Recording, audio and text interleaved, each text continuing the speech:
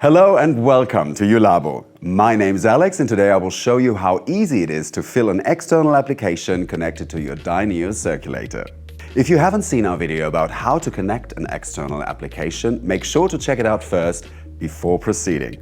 After connection of all components, connect the DYNEO to the mains voltage. Before you turn it on, please check the flow direction setting for internal and external flow of the bath fluid. When the lever is pushed to the left, more liquid is pumped to your external application. When the lever is pushed to the right, there is more internal circulation. By default, the lever is positioned in the middle to ensure an even temperature throughout the system. Now you can turn on the DYNEO.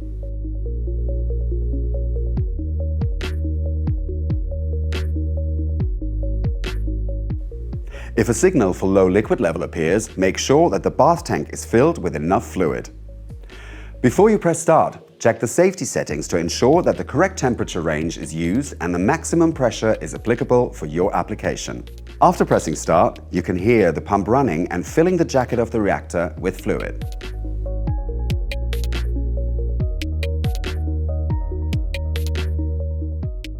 Please make sure to keep the liquid level of the bath tank constant and add fluid evenly as soon as necessary. Air will automatically be pushed out while filling up the system. If the liquid level remains constant, wait a few more seconds before stopping the process. This ensures that the whole system is degassed.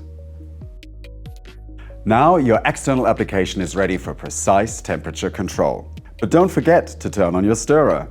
I hope this short tutorial was helpful for you. If you need more details or if you have any questions, please feel free to contact us at any time. Thank you and see you soon.